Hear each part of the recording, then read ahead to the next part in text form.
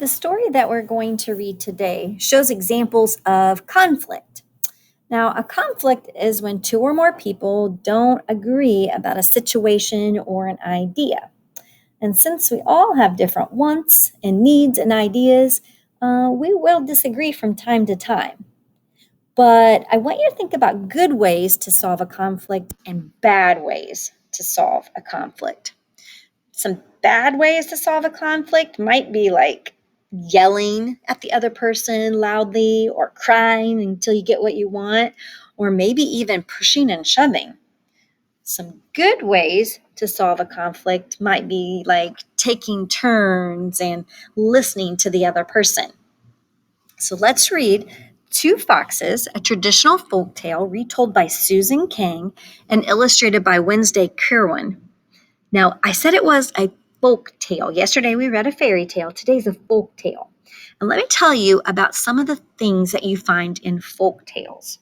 In folk tales, you will find stories that are passed down from generation to generation. So grandmas tell their grandkids, and then they grow up to tell their grandkids.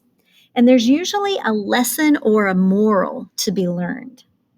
Folk tales have animals or objects that speak, and the actions and words are often repeated in a folk tale.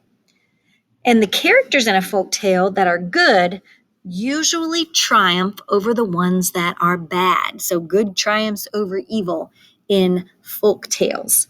So let's go ahead and start reading. "Watch me jump," Blaze yelled to his brother Jay. He took a flying leap across the creek. "Great jump, Blaze," said Jay. Jay and Blaze were brothers, and they were also best friends.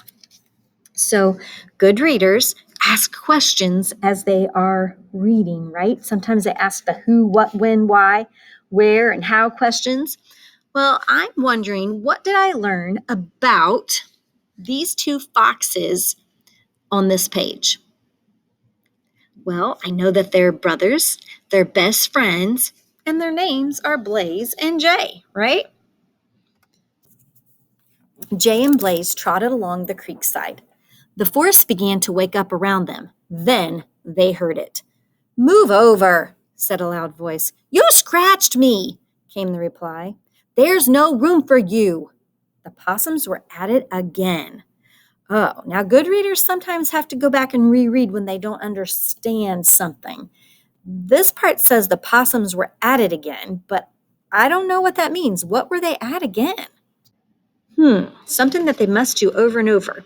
Maybe if I read on, my question will be answered. The foxes watched as the possums competed with one another to get the best seat on their mother's back. "It's my turn to ride on her neck," one yelled. "Not if I can push you off," said the other. Okay, now my question has been answered. The possums were competing with each other to get the best spot on their mama's back. And they must do this often for the comment to be made, the possums were at it again. After a while, the conflict ended, and they settled down on their mother's back. Jay and Blaze wondered, is this how families should act? The two brothers decided to give it a try. "I can beat you to the old hollow log," Jay challenged his brother. Okay, now good readers sometimes stop and ask a question if there's a word that they don't understand. And this word challenged, I wonder what it means by Jay challenged his brother. Okay, if I stop and just figure it out, I can see that they're trying to compete with each other, right? He's trying to compete with his brother. So to challenge someone means that you're asking them to compete with you. Blaze was younger, but he was faster. He raced ahead. He watched Jay from the corner of his eye. "I'm going to win," he thought. Just then, Jay tripped on a tree root and fell. "Jay!"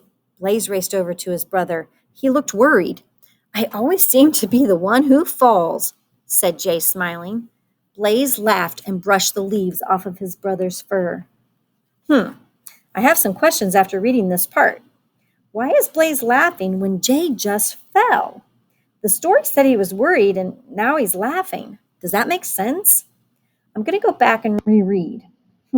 After it says that Jay was worried, the story reads, I always seem to be the one who falls, said Jay, smiling. I understand now. Jay is not upset. He's joking about the fall. Blaze is laughing because he's relieved and he understands the joke. Nearby, two parrot sisters, Lila and Lainey, were arguing. Lila had more colorful feathers than Lainey. Lainey got even with her sister by copying her. My feathers are brighter than yours, Lila said. My feathers are brighter than yours, Lainey repeated. Lainey copied everything her sister said until Lila burst into tears. Mrs. Parrot then ordered the sisters to apologize to one another. Should we try arguing with each other? Asked Jay. Okay, said Blaze as he cleared his throat. Sometimes an author will include questions in their stories that we may ask ourselves that same question. Should the foxes argue with each other? This makes me wonder if the two foxes might get into a fight like the parrots, if they try to act like them. I can change my wondering into a question. So, what will happen if the foxes fight? Maybe if I read along, I can get the answer to my question. I have such excellent fur, Blaze began to brag. It's so shiny and bright. Well, you're right about that. That's why Mom and Dad named you Blaze, Jay answered. Thanks, Jay. I can't imagine being called anything else, Blaze said cheerfully.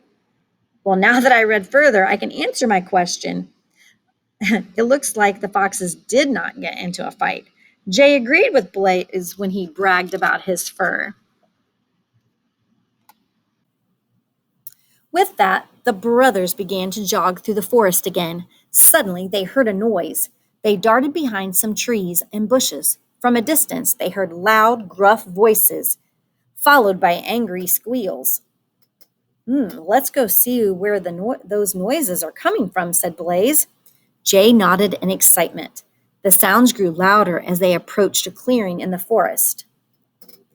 I have a question about another unknown word. What does the author mean?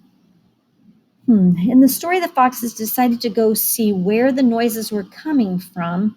This means they were following the sound. The story also says that the sound grew louder as they approached something.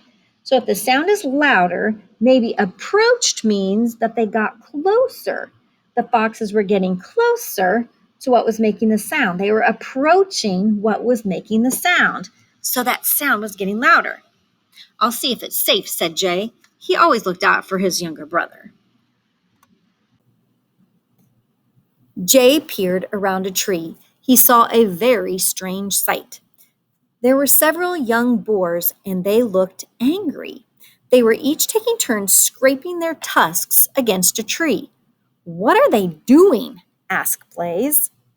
Now, here's another place where the author asks a question through the character. That question makes me look at the illustration and ask, what is going on? It looks like a wild pig running toward a tree. So then I start to wonder, why would he run toward a tree? Maybe if I read on, I'll find out the answer. Jay shrugged and said, let's move closer to listen. Maybe we can find out. I'm the oldest, and I have the sharpest tusks. Watch this. A young boar scraped his tusk against a tree. Bark flew in all directions. Here is the answer to my question about why the boar was running toward the tree. He's sharpening his tusks. Jay and Blaze listened to the boar brothers. You may be older, but I'm stronger, said a slightly smaller boar. The older brother did not like this. He dug his hoof into the dirt. He's getting ready to charge, whispered Blaze. His eyes grew wide. Then the boars charged at each other. They crashed very hard. Oh my goodness. I wonder if the foxes will try to charge at each other. They tried all the other ways that people were arguing and fought, all the other kinds of conflicts. Will they try charging? What might stop them from trying? Jay and Blaze ran. They did not stop until they were back at the creek. Jay asked, "Will you help me look for some berries?" Blaze was glad. Jay did not want to fight like the boars. The foxes decided that it was better to get along than to argue. Well, I was wondering if they would try to fight like the boars, and I found my answer. They did not try to fight like the boars. They thought it was better to get along than to fight and to argue. All right. Let's take a look at some of the vocabulary that was in our story. Let's go back to page 8, the very first page here, I think. Yes, page number 8. To this word, reply. To the word reply. Now, the word reply means to answer or respond. So let's take a look at reply. An answer or response to something said by someone else.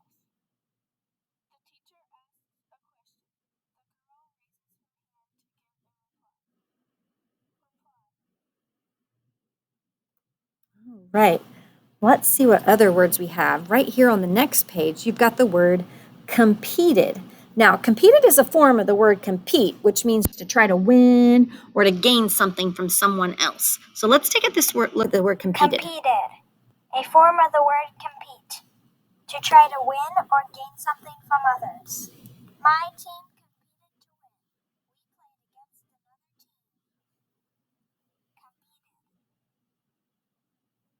team. Right.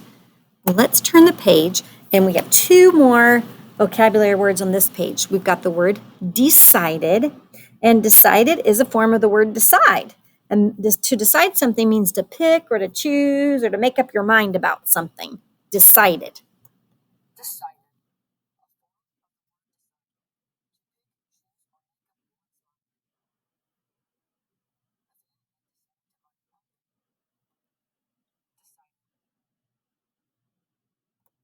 And one more vocabulary word before you go, and that is the word hollow.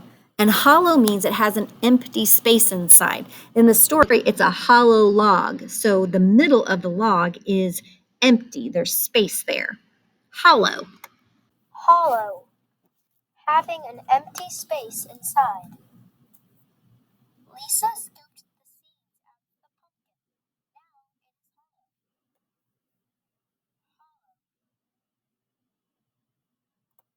it's hollow. All right.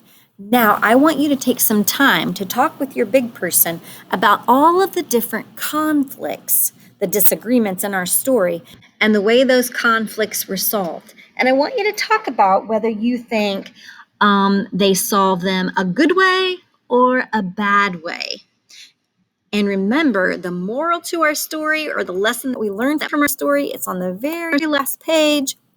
And it says, right here, the foxes decided that it was better to get along than to argue.